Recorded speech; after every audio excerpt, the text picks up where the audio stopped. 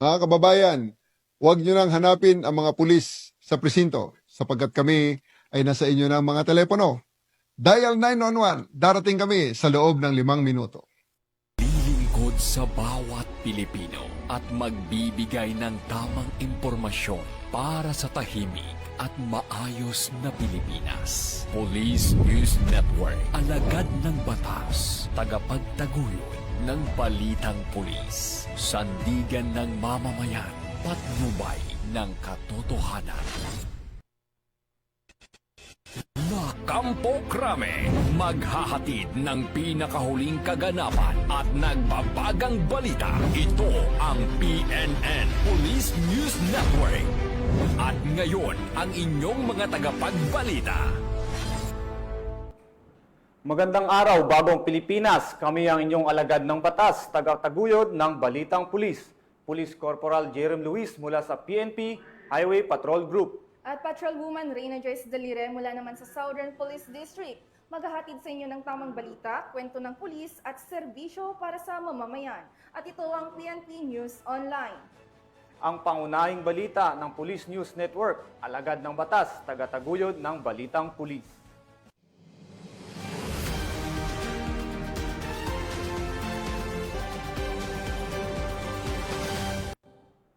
Dalawang lalaki ang timbog sa isnagawang operasyon ng PNP HPG Zamboanga dahil sa pagnanakaw ng dalawang motorsiklo sa isang joint hot pursuit operation.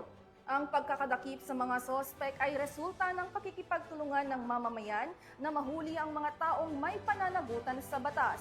Yan ang report ni Patrolwoman Janine Kyle Sorongon. Isang complainant ang dumulog sa HPG na ninakaw ang kanyang motor kaya agad naman itong inaksyonan ng ating kapulisan na nagresulta sa pagkakaaresto ng dalawang lalaki sa kasong karnaping sa isinagawang joint hot pursuit operation ng mga tauhan ng Regional Highway Patrol Unit 9 sa pangunguna ni Police Lieutenant Ace Ryan Ricanya at sa pamumuno ni Police Colonel John Arupio kasama ang kapulisan ng RID Pro 9, 904th RMFB, Station 2 Zamboanga City Police Station 6 sa Fisheries Drive, Barangay Mampang Rose, Zamboanga City, nito lamang ika-26 ng Hunyo, taong kasalukuyan. Arestado ang mga suspect na sina alias Dennis, 42 anyos na taga-barangay Kulyanan, Zamboanga City at si alias Rayson, 25 anyos na taga-barangay Mampang, Zamboanga City. Na-recover din sa dalawang suspect ang mga ninakaw nilang motor na isang Honda Click na pagmamay-ari ng complainant at isang Honda XRM. Ito naman ang pahayag ni Police Lieutenant Ace Ryan Ricanya, team leader ng Zamboanga City Highway Patrol Team sa nasabing operasyon. Ang Regional Highway Patrol Unit 9 ay nagsagawa ng isang hot pursuit operation. Sa tulong ng ating mga operatiba kasama ang Regional Intelligence Division ng Police Regional Office 9, ito ay nagresulta ng pagkakahuli sa dalawang hinihinalang karnaper at pagkakarecover ng dalawang unit ng motorsiklo sa Barangay Mampang, Zamboanga City noong June 26, 2025 ganap na 6:40 ng hapon. Sa ngayon, inihahanda ng Regional Highway Patrol Unit 9 ang mga kaukulang dokumento para sa pagsasampa ng kaso sa dalawang sospek. Ang Regional Highway Patrol Unit 9 ay nananawagan na pakiingatan po ang ating mga sasakyan. Maaari po tayong magdagdag ng mga safety features katulad ng additional na lock at GPS tracker upang ito ay maingatan at huwag manakaw.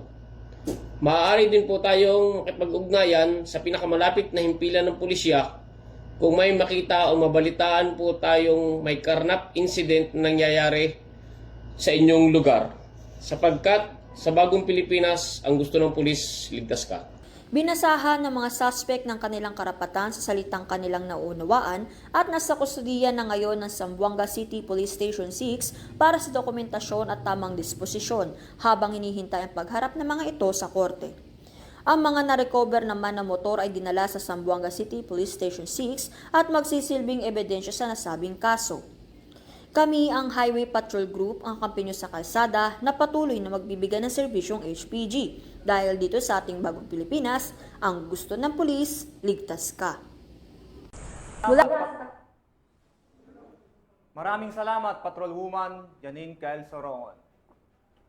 Upang makamit ang malusog na pangangatawan, alinsunod na rin sa direktiba ng Hepe ng Pambansang Pulisya na si Police General Nicolas Torre III. Pinangunahan ni Police Brigadier General Dindo Reyes, ang Acting Regional Director ng Police Regional Office 1, ang Police Tenix sa Camp Bigien, Oscar M. Florendo. Yan ang balitang hatid ni Police Corporal J.R. Delemendo. Upang magkaroon ng malusog at fit na pangangatawan at alinsunod na rin sa direktiba ni Police General Nicolas D. Torre III, Chief PNP, ay pinangunahan ni Police Brigadier General Dindo R. Reyes, Acting Regional Director ng PRO1, ang Police Tenix sa Camp Brigadier General Oscar M. Florendo. Ang nasabing programa ay nagbibigay ng oras at pagkakataon sa mga miyembro ng PNP na mapalakas ang pisikal na aspeto na magre-resulta sa malusog na pangangatawan. Naniniwala ang kapulisan ng PRO1 na kung may malakas at malusog na pangangatawan ay mas magagampanan nila ng epektibo, epesyente at maayos ang kanilang mga tungkulin sa pang-araw-araw. Maliban sa kalakasan at kalusugan na naidudulot ng pag-eehersisyo ay nagkakaroon na rin ng bonding moments ang mga miyembro ng PRO1 na nagpropromote naman ng camaraderie at magandang koordinasyon sa trabaho. Aktibo ding nakikiehersisyo sa aktibidad na ito ang iba pang miyembro ng command group ng PRO1, regional staff, mga PCOs at PNCOs, kasama na rin ang mga non-uniform personnel. Mula dito sa Ilocos Region, ako ang inyong PNN correspondent, Police Corporal J.R. Delmendo, alagad ng batas, tagataguyod ng Balitang Pulis. Maraming salamat Police Corporal Delemendo.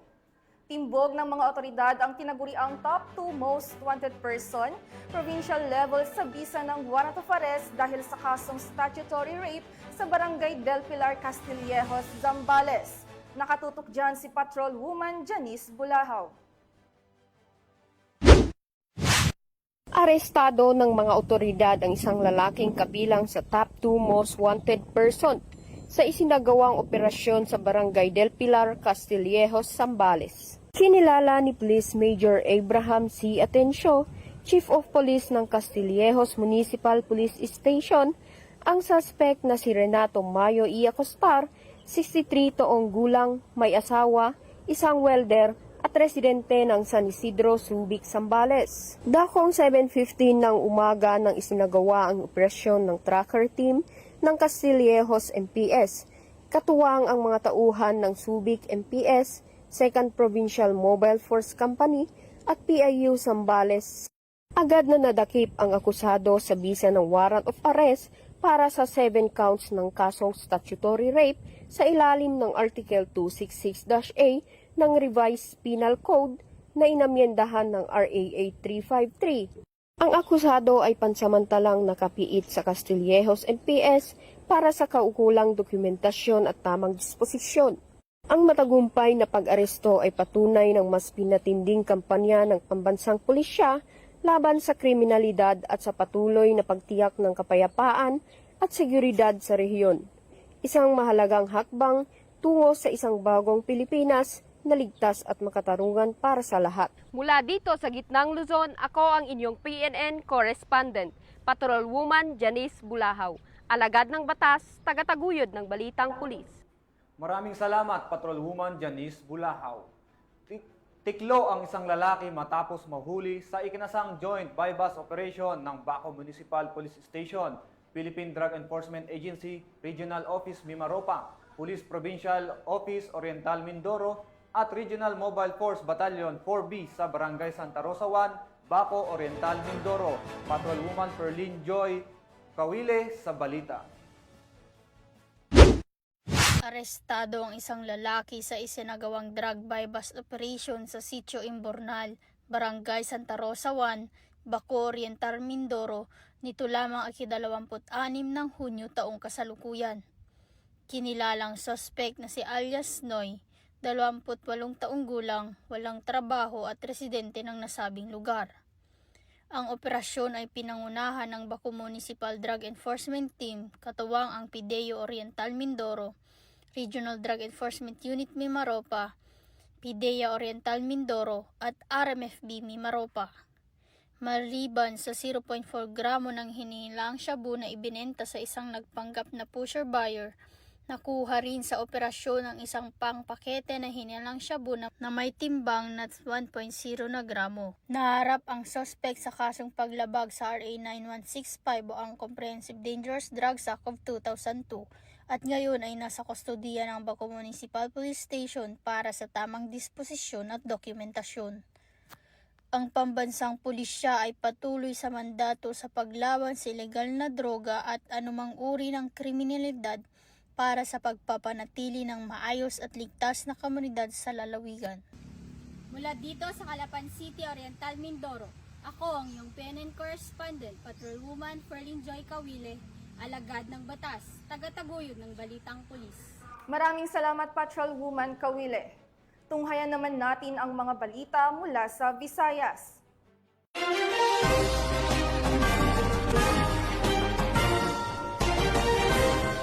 Nahaharap sa kasong Republic Act 9165 o ang Comprehensive Dangerous Drugs Act of 2002 ang isang suspect matapos mahuli sa ikinasang buy-bust operation sa Arevalo, Iloilo.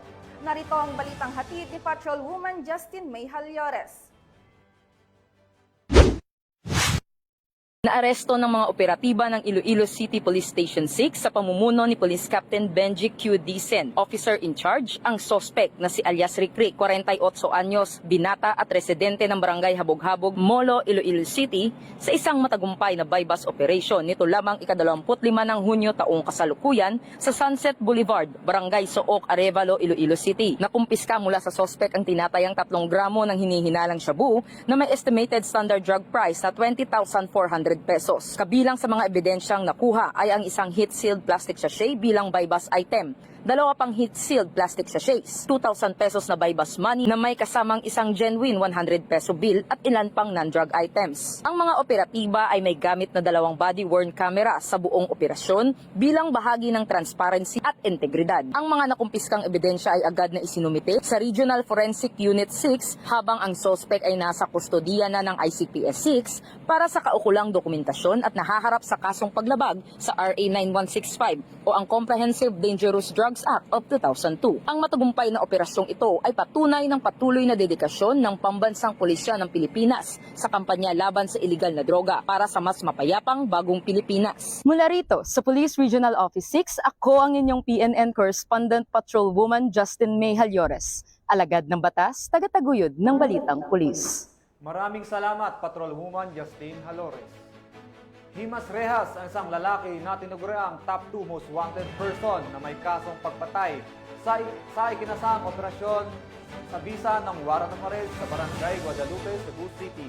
Ibabalita yan ni Patrolwoman Flora May Azares. Himas Rehas ang lalaking top 2 most wanted person na may kasong murder matapos maaresto ng kapulisan ng Cebu City sa Dumala 111 Barangay 75A Matina Aplaya, Davao City noong ika-25 ng Hunyo taong kasalukuyan. Kinilala ni Police Colonel Enrico E. Figueroa, City Director ng Cebu City Police Office, ang suspect na si Eric, 49 anyos, at residente ng sitio Ratola, Barangay Guadalupe, Cebu City. Ayon sa ulat ng motoridad, bandang alas 3:50 ng hapon nang maaresto ng kapulisan ng suspect sa bisa ng warrant of arrest para sa kasong murder na inisyu ni Honorable Anacleto B. Di Baculos, presiding judge ng RTC Branch 17 Cebu City, na walang rekomendadong piyansa. Samantala, kasalukuyang nasa kustodiya ng Ecolan Police Station Matina Aplaya, Davao City ang suspect para sa dokumentasyon at tamang disposisyon. Ang matagumpay na pagkaaresto ng suspect ay bunga ng pinagsanib puwersa ng kapulisan ng Police Station CCPO at Police Station 15 Ecoland, Criminal Investigation and Detection Group 11.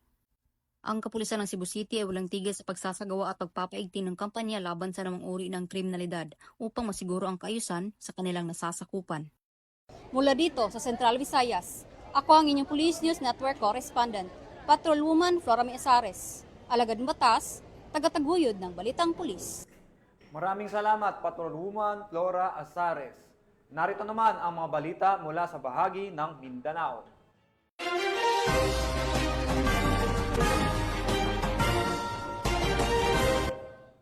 Bilang pagtugon sa bagong direktiba ni PNP Chief Police General Nicolas Torre III, ipinamalas ng mga tauhan ng Nabunturan Municipal Police Station ang 5 minutes response time sa pag-aresto ng suspect sa pagnanakaw at ilegal na droga. Ang magandang balita hatid ni Patrolwoman Mariel May Dangilab.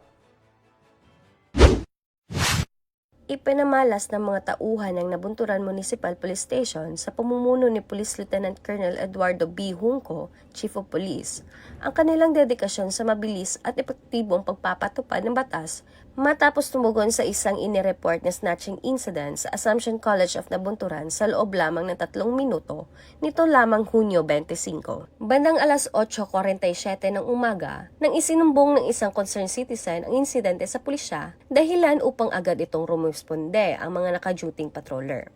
Ang suspect na si alias J, 34 anyos, binata at isang hairstylist, ay agad na hinabol at naaresto bandang alas 8:50 ng umaga. Sa pag-aresto, nasamsama ang hinihinalang shabu, improvised tutors at pera. Dahil dito, naharap din ang suspect sa paglabag sa RA 9165 o Comprehensive Dangerous Drugs Act of 2002. Ang mabilis na aksyon at epektibong operasyon ng PNP Nabunturan ay patunay lamang ng kanilang pagtutok sa pagpapanatili ng kapayapaan at kaayusan sa komunidad.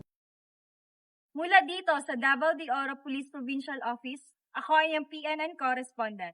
Patrolwoman Mariel May Dangilab, alagad ng batas, tagataguyod ng balitang pulis. Maraming salamat Patrolwoman Dangilab.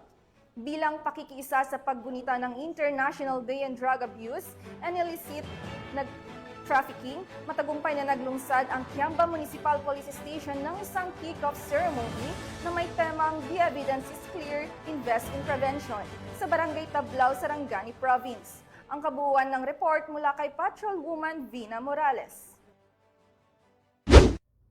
Isang kick-off ceremony ang inilunsad ng Kiamba Municipal Police Station bilang paggunita ng International Day Against Drug Abuse and Illicit Trafficking na may temang The Evidence is Clear, Invest in Prevention sa bayan ng Kiamba, Sarangani Province nito lamang ika-26 ng Hunyo taong kasalukuyan. Ang naturang aktibidad ay pinangunahan ng mga tauhan ng Kiamba MPS sa ilalim ng pamumuno ni Police Major Emmanuel Y. Lariosa, hepe ng nasabing istasyon, sa tulong ng DILG. Nakiisa din ang mga kababaihan, kabataan at mga miyembro ng Bantay Dagat. Nagkaroon ng pledge of commitment ang mga dumalo at sinundan ito ng dialogo tungkol sa iligal na droga at pagbibigay ng mga information, education and communication materials. Ang mga hakbang na ito ay naglalayong itaas ang kamalayan ng publiko at palakasin ang adhikain ng Kiamba MPS sa isang drug-free na komunidad. Ang kaganapang ito ay nagpapakita ng malakas na suporta at aktibong partisipasyon ng iba't ibang sektor sa pagsusulong ng kampanya laban sa iligal na droga ng PNP at pagsusulong ng isang ligtas, papayapa at walang droga sa bayan ng Kiamba. Mula dito sa General Santos City, ako ang inyong PNN correspondent, Patrolwoman Vina Morales, alagad ng batas, tagataguyod ng balitang pulis. Maraming salamat Patrolwoman Morales.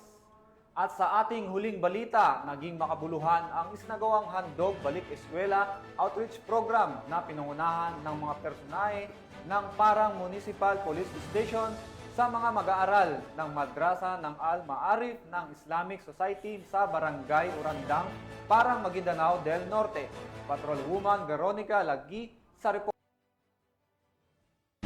Isang makabuluhang Handog Balik Eskwela Outreach Program ang inulunsad ng mga personahe ng Parang Municipal Police Station sa mga mag-aaral ng madrasa ng Al-Ma'arifan Islamic Society sa Barangay Urandang, Parang Maguindanao del Norte. Nito lamang ika-25 ng Hunyo taong kasalukuyan.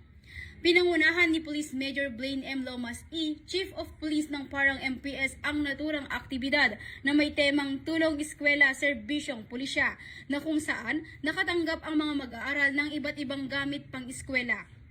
Ang temang Tulong Eskwela Serbisyong Pulisya ay nagbibigay diin sa kahalagahan ng malakas na ugnayan sa pagitan ng pulisya at komunidad na nagpapakita na ang mga pulis ay hindi lamang tagapagpatupad ng batas kundi mga kaalyado at kasosyo rin sa pag-unlad ng komunidad at paglilingkod sa publiko.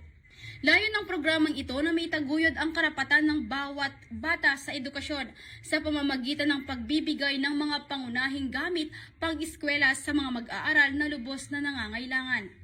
Inaasahan naman na magpapatuloy ang ganitong uri ng inisyatiba upang mas marami pang bata ang matulungan sa kanilang pag-aaral. Mula rito sa rehiyon ng Bangsamoro, ako si Patrolwoman Veronica Lagi, nagbabalita para sa Police News Network, alagad ng batas, taga-taguyod ng Balitang Pulis. Maraming salamat, Patrolwoman Lagi.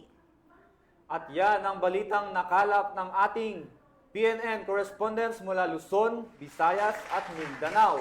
Sa ngalan ng pamunuan ng Philippine National Police sa pangunguna ni PNP Chief Police General Nicolas Torre III at sa pamumuno ni President Ferdinand Bongbong Marcos Jr., kami ay maglilingkod sa bawat Pilipino at magbibigay ng tama at balanseng balita dahil dito sa bagong Pilipinas ang gusto ng pulis. Ligtas ka! At bilang bahagi ng mas pinabilis at pinalawak na emergency response system, muli namin ipinapaalala ang panawagan ni Chief PNP na huwag nyo nang hanapin ang mga pulis sa mga presinto sapagkat sila ay nasa inyo ng mga telepono. Dial 911, darating sila sa loob ng 5 minuto. Ang 911 ay bukas 24/7. Maaaring tawagan kahit walang load at handang tumugon sa anumang uri ng emergency, ipagbigay alam sa inyong pamilya, kaibigan at komunidad sa panahon ng pangangailangan. 911 ang inyong katuwang. Mula rito sa tanggapan ng tagapag-ugnay ng Pambansang Pulisya, ako ang inyong alagad ng batas, taga-taguyod ng Balitang Pulis. Ako po si Police Corporal Jerem Luis ng PNP Highway Patrol Group. At Patrolwoman Reyna Joyce Dalirem ng Southern Police District. Maghahatid sa inyo ng tamang balita, kwento ng pulis at serbisyo para sa mamamayan. At ito ang PNP News Online. Ang pangunahing balita ng Police News Network.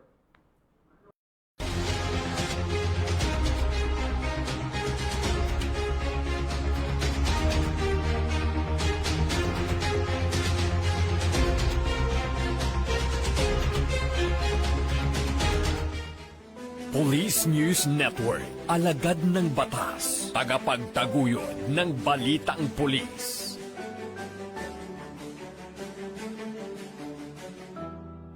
Mga kababayan, huwag nyo nang hanapin ang mga pulis sa presinto sapagkat kami ay nasa inyo ng mga telepono. Dial 911, darating kami sa loob ng 5 minuto.